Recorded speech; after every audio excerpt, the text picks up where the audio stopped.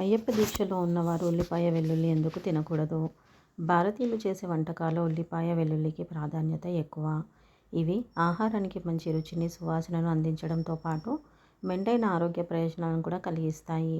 అయితే హిందువుల నమ్మకాల ప్రకారం అయ్యప్ప మాల, హనుమాన్ మాల, శివమాల వంటి మాలాధారణ సమయంలో ఉల్లిపాయలు, వెల్లుల్లితో తయారు చేసిన ఆహార పదార్థాలను తినకూడదు.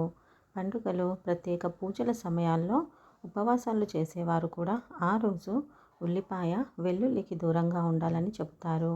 ఆధ్యాత్మిక భాషలో చెప్పాలంటే ఉల్లిపాయ, వెల్లుల్లిని తామసిక ఆహారాల జాబితాలో చేరుస్తారు. అలా ఎందుకంటారు?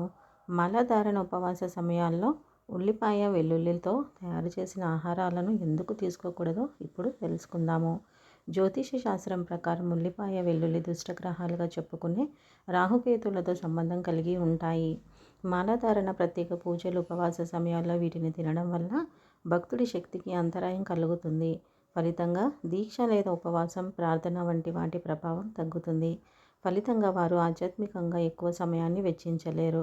కనుక దేవుడి దీక్షలో ఉన్నప్పుడు, ఉపవాస దీక్షలో ఉన్నప్పుడు ఉల్లిపాయ, వెల్లుల్లితో చేసిన ఆహార పదార్థాలను తినకూడదు అని అంటారు. కేవలం దీక్షా సమయంలోనే కాకుండా సాధారణంగా కూడా ప్రతీ నెల 4 రోజులు వీటిని తినకూడదని పురాణాలు చెబుతున్నాయి. మరి ఆ రోజులు ఏమిటో, వాటి ప్రత్యేకతలు ఏంటో ఇప్పుడు తెలుసుకుందాము. మొదటగా అమావాస్య. ప్రతీ నెల అమావాస్య నాడు తమ పూర్వీకులకు సంబంధించిన ఆచారాలు, దాన ధర్మాలు వంటివి చేస్తుంటారు. ఈరోజు తినే భోజనం సరళంగా ఉండాలి కనుక అమావాస్య రోజున వెల్లుల్లి, ఉల్లిపాయలతో చేసిన ఆహారాలకు దూరంగా ఉండాలి. ఇక రెండవది పౌర్ణమి. పౌర్ణమి అనేది చంద్రుడి శక్తితో అనుసంధానం అయి ఉంటుంది. పురాణాల ప్రకారం పౌర్ణమి తిథి చాలా స్వచ్ఛమైనది.